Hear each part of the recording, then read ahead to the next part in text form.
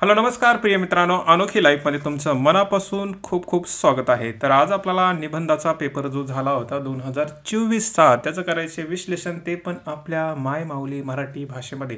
कारण ऑलरेडी तुम्ही हिंदी अथवा इंग्रजीमध्ये ऐकलेलं असू शकतं, परंतु ज्यांना मराठीमध्ये लिहायचं आहे त्यांनी मराठीमध्ये ऐकणं, त्याचं समजून घेणं आहे ना, ते शब्द वगैरे हे समजणं गरजेचं असतं. ठीक आहे, त्यासाठी मग हे तुम्ही पाहिलं पाहिजे अथवा तुम्ही ह्याच्यानुसार मराठीमध्ये अंडरस्टँड केलं पाहिजे. तर करूया मग सुरुवात. त्याच्यानंतर बाकीचे पेपर आहेत 2023-22 ते पण आपल्या या अनोखी लाईव्ह चॅनलवर आहेत, विश्लेषण केलेले तुम्ही जरूर पाहू शकता. तर जसं माहिती आहे की 2 सेक्शनमध्ये हा निबंधाचा पेपर डिवाईड असतो. सेक्शन 1 खंड अ, खंड ब, आणि त्याच्यामधला 4 पैकी 1 सोडवायचा असतो. Yes yes yes. तर काय आहेत मग पहिल्या 4 मध्ये? तर आपण डायरेक्ट आपल्या इंग्रजीमध्ये न जाता आपल्या आपल्या भाषेमध्ये आहे ना. जंगल सभ्यतापेक्षा आधी येतात आणि वाळवंट त्यानंतर येतात, हा पहिला होता.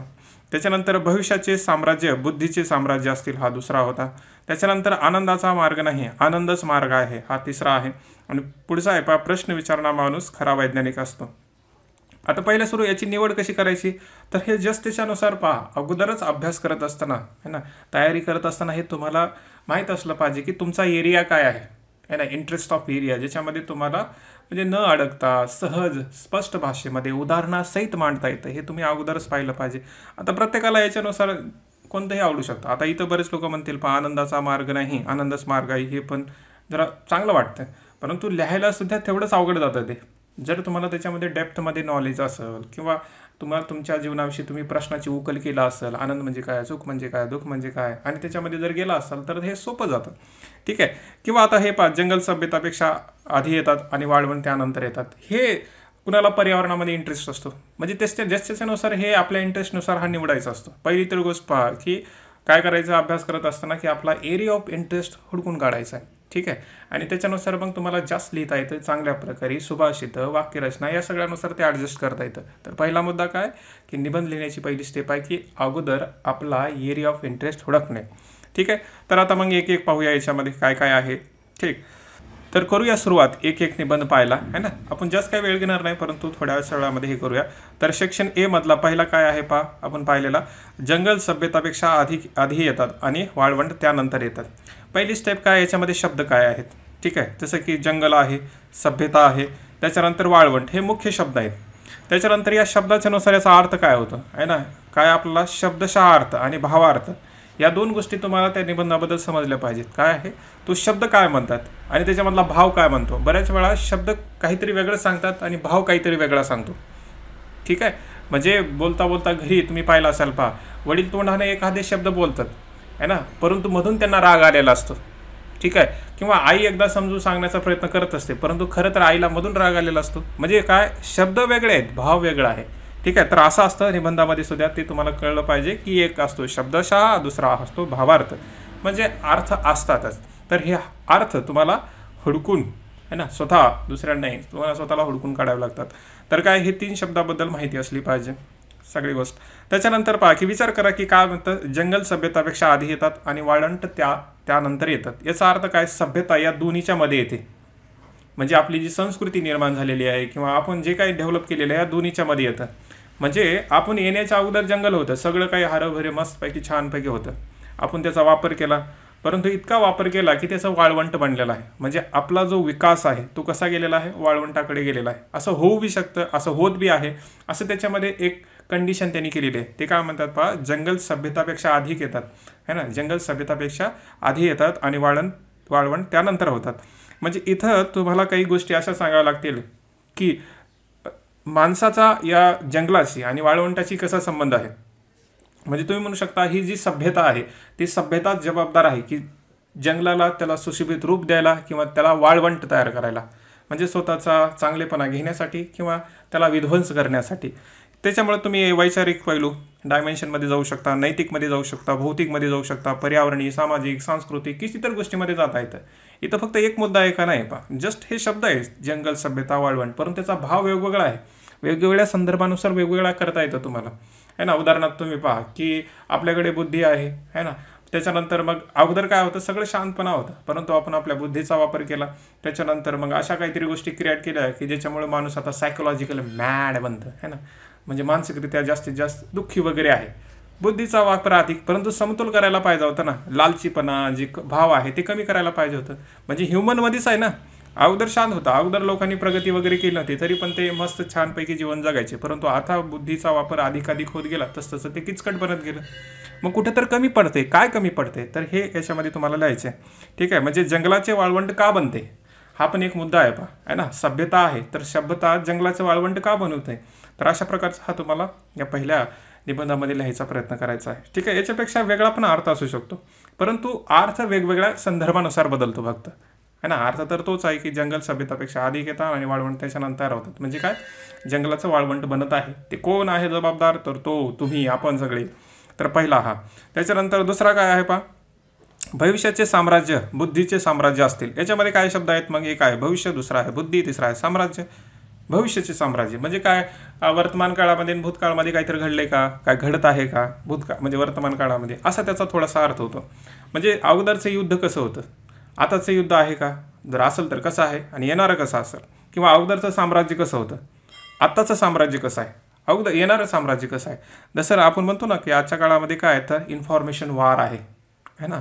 माहितीचं युद्ध असेल त्याच्यामध्ये.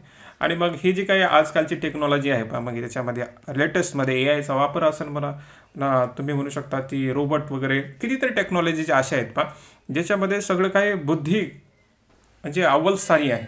बुद्धी नसेल तर या टेक्नॉलॉजीचा काही वापर नाही. म्हणजे ते म्हणतात पहा की आजचं जे जग आहे आणि येणारं जे जग आहे, विशेषतः भविष्यकाळ हा शब्द वापरला आहे, त्याच्यामध्ये साम्राज्य कोण करतील तर बुद्धिवादी लोक, असं बी त्यांनी म्हटलेलं आहे.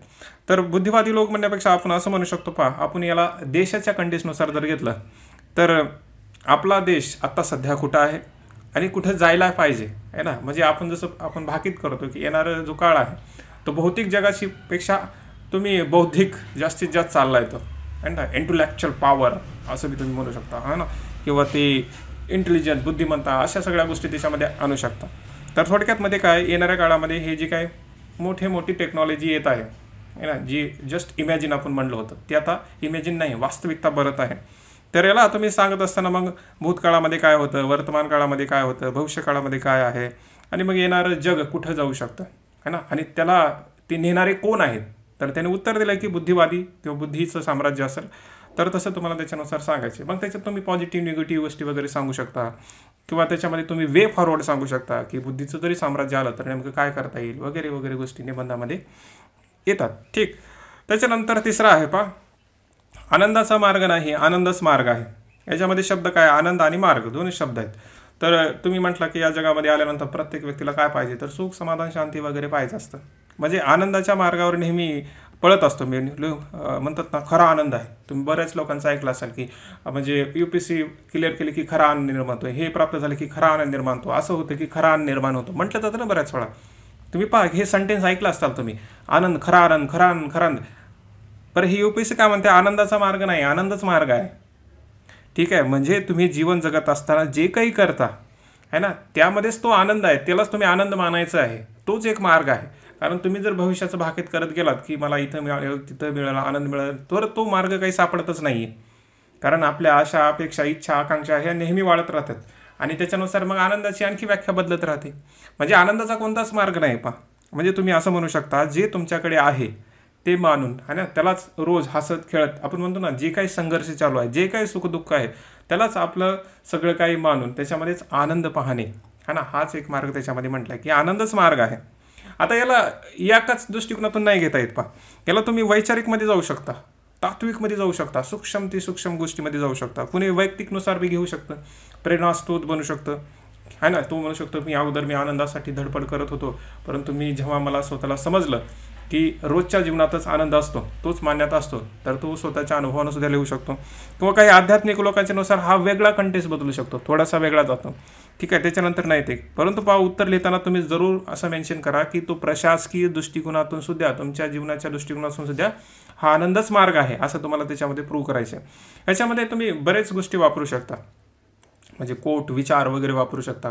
कारण पहा की जगामध्ये हा जे त्यांनी सेंटेन्स वापरले, आनंदाचा मार्ग नाही, कारण व्यक्तीच्या जे मन आहे, त्याच्या आशा, अपेक्षा आपण जे म्हणतो पहा, त्या नेहमी त्याला भटकत राहतात. म्हणजे त्यांचं अल्टिमेट गोल तेच असतं की आनंद पाहिजे, परंतु मरेपर्यंत मिळत नाही.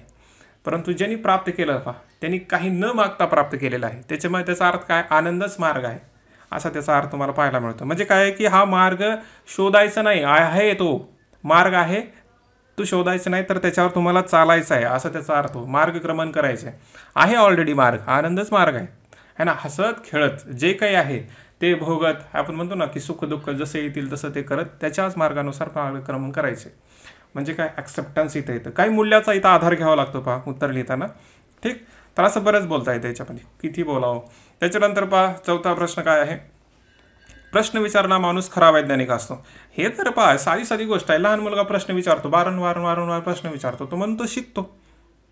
पहा तुमचे आपले जे आजी आजोबा आहेत त्याच्यापेक्षा लहान मुलगा जास्त लवकर मोबाईल शिकतो, लगेच तो गेम खेळायला लागतो पटापटा. किंवा बऱ्याच जे आसपासच्या गोष्टी आहेत त्याच्यामध्ये तो प्रश्न विचारून शिकत असतो. इथं फक्त त्यांनी हे वैज्ञानिक कंटेस्टनुसार नाही आहे. मी तुम्हाला म्हटलं की शब्द अर्थ आणि भावार्थ हे वेगवेगळे बदलतात, म्हणून तुम्ही म्हणू शकता की हे तुमच्या प्रत्येक क्षेत्रामध्ये नेता येतं. हे तुम्ही प्रत्येक जिथं काम करता तिथं बार प्रश्न विचारा, तिथं तुम्हाला कौशल्य प्राप्त होईल. शाळेमध्ये शिकत असताना बार तुम्ही प्रश्न विचारा, तुम्हाला तिथं ज्ञान प्राप्त होईल.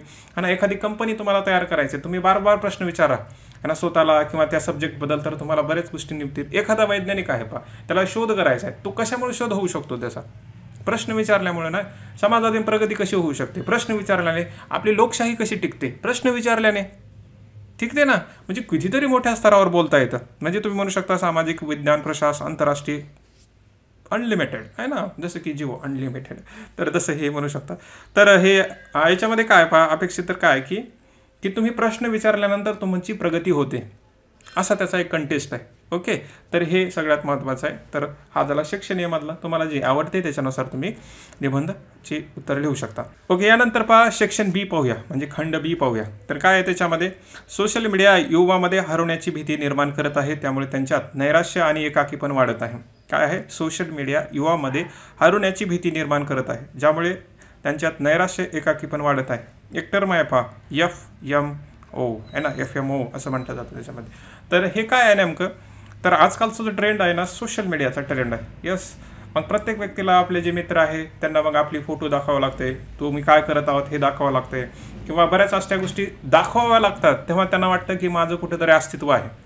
म्हणजे सोशल मीडिया काय करत आहे पहा, जर तुम्ही सोशल मीडियाशी अट्रॅक्ट नाही झालात किंवा त्याच्यामध्ये काही टाकला नाही, तर लोकांना असं वाटतं की आपण नाहीच आहे ना. म्हणजे युवकांना अशी भीती वाटते की मग आजकाल तो एकटेपणा नको वाटायला लागला आहे. त्याच्यामुळे ती हरवण्याची भीती, की आपण जर नाही असं केलं सगळ्यानुसार ट्रेंडनुसार वगैरे, आणि रील्स वगैरे नाही बनलं, फोटो वगैरे नाही टाकलं, तर त्यांना असं वाटतं की मग आपण कोणीच नाही आहे ना, आपण म्हणजे एक साधारण, आपला कोणी विचारणार पण नाही असं पाहायला मिळतं आहे. त्याच्यामुळे ते बऱ्याच वेळा आता हे करत असताना काही लोकांना नको असतं, तरी पण ते करायला भाग पाडतं.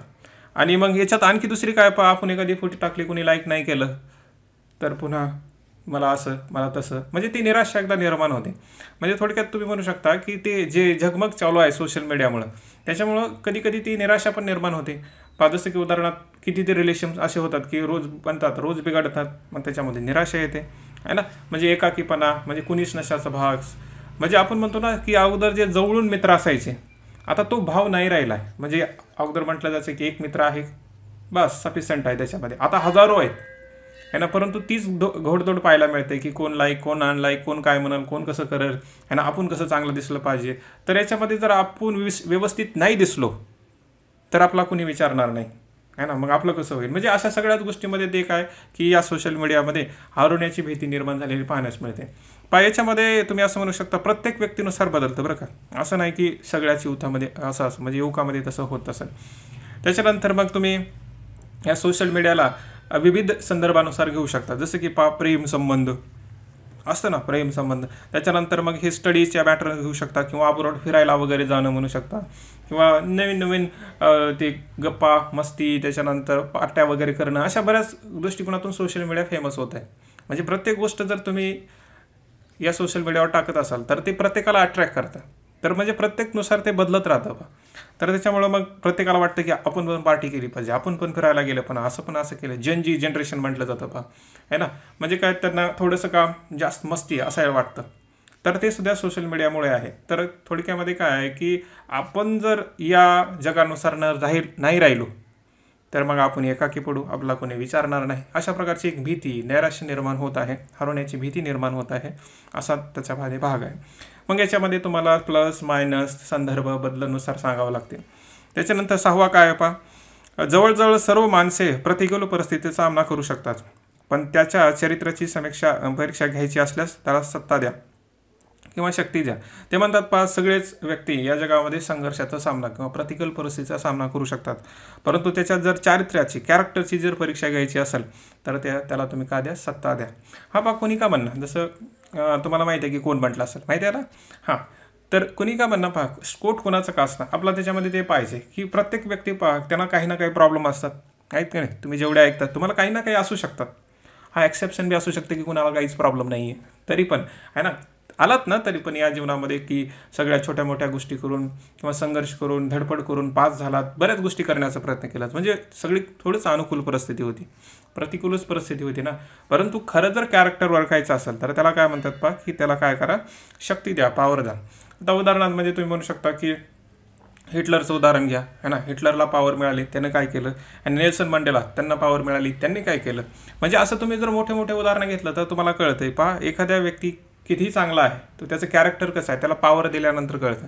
तो कुणासाठी वापर करतोय, तो स्वतःसाठी करतोय किंवा जगासाठी करतोय का काय करतोय नेमकं, कॅरेक्टर, ठीक आहे, त्याची ओळख पडते. म्हणून ते म्हणतात त्याला सत्ता देऊन पहा. तर असं म्हणजे बोलायला तर कोणी बी बोलू शकतं चांगलं, असं आहे तसं आहे, मी असं करीन तसं करीन, परंतु पहा की ते असं म्हणतात की जेव्हा त्याला एखादी आपण शक्ती देतो, पॉवर देतो, तर खरं त्याचं अस्सल रूप कळतं, आहे ना. जसं नेताबद्दल म्हणलं जातं की बरेच लोक असं म्हणतात, मी असं करू, हे करू, म्हणजे शेतकऱ्याला असं करू, आहे ना, युवकांना रोजगार देऊ, परंतु खरं जेव्हा सत्तेवर आल्यावर काय कळतं, म्हणजे खरी पॉवर दिल्यानंतर त्यांचं कॅरेक्टर कळतं.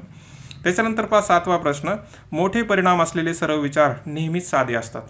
मोठे परिणाम असणे, आता जेवढ्या जगामध्ये शोध लागलेत पहा, ते शोध एका छोट्याशा साध्या विचारातूनच जन्मलेले आहेत, है ना. तुम्ही पहा मोबाईलचा, है ना, तुम्ही जी पाहताय सगळं सोशल मीडिया वगैरे सगळ्या ज्या गोष्टी पाहतात त्या छोट्या छोट्या गोष्टीचा जो शोध लागला आहे साध्याच विचारातून झालेला आहे.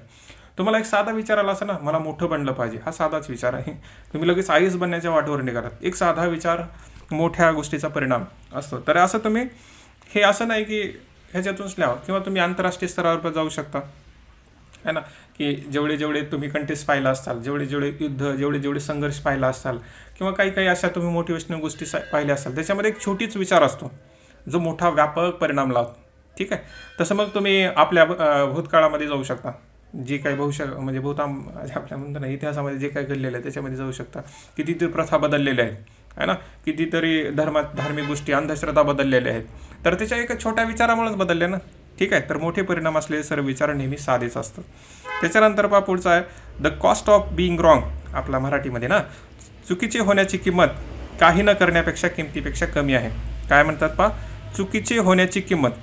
आता याच्यामध्ये त्यांनी काय म्हटले पहा, उदाहरणार्थ एक रेस लागले, सपोज की 100 मीटरची रेस आहे ना, 100 मीटरची रेस आहे, आणि मग तुम्ही इथं आहात सुरुवातीला स्टार्टिंगला, तर रेस लागले, तर एक व्यक्ती इथं 50%वरच आहे, म्हणजे त्याने 50 मीटरच पार केलेले आहे आणि दुसऱ्या व्यक्तीने जिंकलेले आहे. परंतु ते काय म्हणतात पहा याच्यामध्ये, की एखादी व्यक्ती काय म्हणतो की मी रेस जिंकणारच नाही आहे ना, म्हणून इथंच जर थांबत असेल तर तो शून्यच आहे. परंतु जो पहा की मी जिंकू अथवा नाही जिंकू तर मी प्रयत्न करणार, तो अर्ध्यापर्यंत पोहोचला आहे.